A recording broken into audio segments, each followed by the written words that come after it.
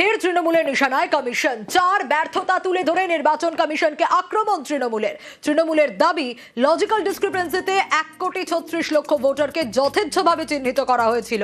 তার মধ্যে 50 লক্ষ মামলা এখনো বিচারাধীন। এটা কমিশনের ব্যর্থতা বলে অভিযোগ তৃণমূলের।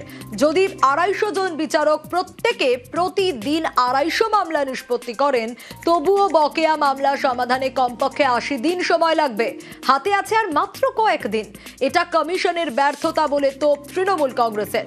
কমিশনের তৃতীয় ব্যর্থতা হিসেবে এসআইআর প্রক্রিয়া সম্পূর্ণ করতে সুপ্রিম কোর্টের হস্তক্ষেপকে উল্লেখ তৃণমূলের। জীবিত ভোটারদের মৃত হিসেবে দেখানো হয়েছে। বানানে ছোট তারতম্য বা ঠিকানার পরিবর্তনের জন্য নাম বাদ দেওয়া হয়েছে। এআই তথ্যকে ভরসা করে নাম বাদ দেওয়া হয়েছে বলে অভিযোগ। ইআরওদের অজান্তেই ভোটারদের নাম ব্যাকএন্ড থেকে বাদ দেওয়া হয়েছে বলে দাবি।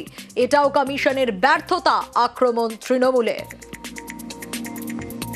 নির্বাচন কমিশন বিজেপির নির্দেশে চলতে গিয়ে একটা মেস তৈরি করেছে।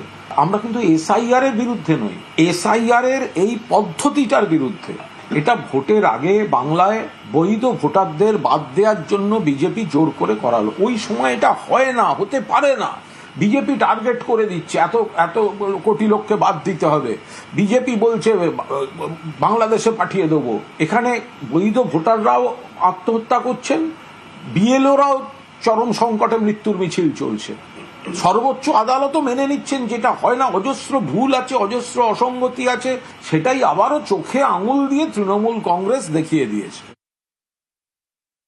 কিসের কমিশনের ব্যর্থতা বা সার্থকতা? যতক্ষণ না ভোট হচ্ছে, যতক্ষণ না একটি নির্বাচকদের একটা পরিষ্কার পরিচ্ছন্ন ভোটার তালিকা আমরা যতক্ষণ না পাচ্ছি, ততক্ষণ সার্থকতা ব্যর্থতা এইসব নিয়ে আমরা কোনো কথাই বলবো না। কিন্তু একথা ঠিক, তৃণমূল কংগ্রেস এরা অন্তত একটা জিনিস পশ্চিমবঙ্গের কাছে, বাঙালির কাছে প্রমাণ করে দিতে সার্থকতা পেয়েছে যে তারা পশ্চিমবঙ্গের বিরোধিতা করবে, গণতন্ত্রের বিরোধিতা করবে, সাংবিধানিক সমস্ত যেসব স্ট্রাকচার আছে সেগুলোকে ভেঙে গুঁড়িয়ে দেবে। এটাই তৃণমূল।